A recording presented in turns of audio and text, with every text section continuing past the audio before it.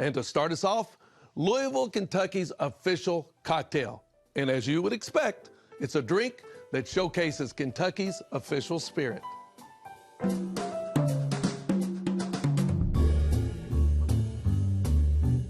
Well, you've come to the right spot.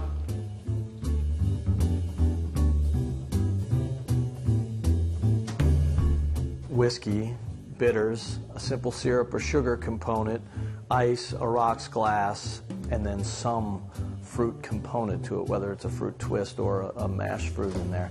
That is what we all identify as the old-fashioned today. There was a whiskey cocktail in the early 1800s. And the whiskey cocktail, people, that was basically, it was a sugar cube at the time. They would put the bitters on top of it, and then they would muddle it, and then you would be allowed to pour your own whiskey over the top, you know, to taste. There started to be evolutions of that. Bartenders were taking liberties, as they do today. They started putting different things in there. There's one record of an old-fashioned cocktail that had gin in it. But the term was, I'd like an old-fashioned cocktail, and that old-fashioned cocktail was to go back to that whiskey, bitters, sugar cocktail. Where it came from, it's nuanced. You know, there are different people that lay claim to the original old-fashioned, and we lay a claim to it here in Louisville, Kentucky. It's an article that was written in the early 2000s that identified James E. Pepper as the original founder of the old-fashioned. James E. Pepper was a Kentucky colonel, and he was a member at the Pendennis Club, which was a private club, and I think at the time it was 1 block away from where it is right now.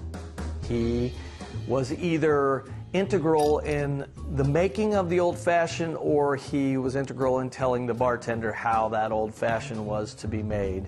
And then he took it to New York City, and that's the story. It then became popular there in New York City. Of course, it is the official cocktail of Louisville, Kentucky.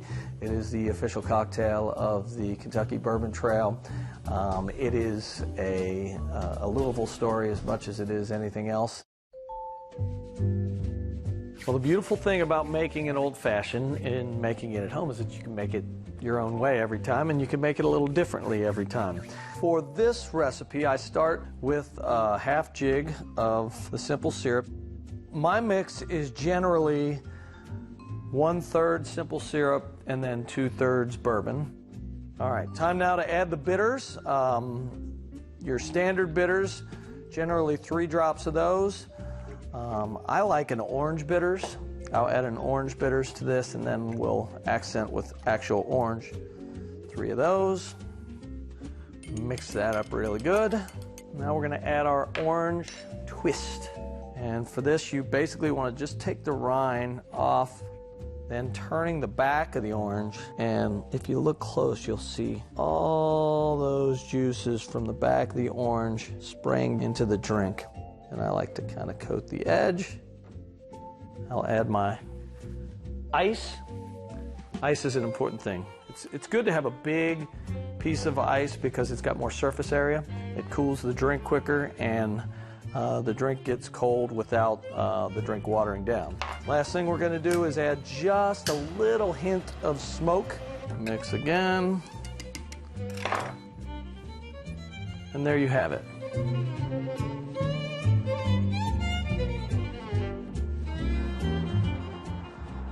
We're thrilled and honored that people can start not only their bourbon experience here at the Frazier History Museum, but also their overall tourism and exposure to the state of Kentucky. We were given the designation as the official starting point of the Kentucky Bourbon Trail. In August 30th of 2018, we opened the Kentucky Bourbon Trail Welcome Center, a new entrance to the museum, and the Spirit of Kentucky Bourbon Exhibition.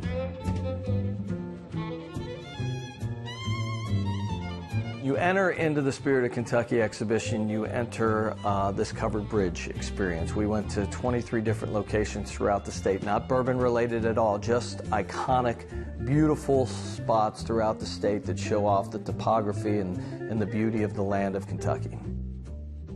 We wanted people to come into that space and feel like they were entering into something special.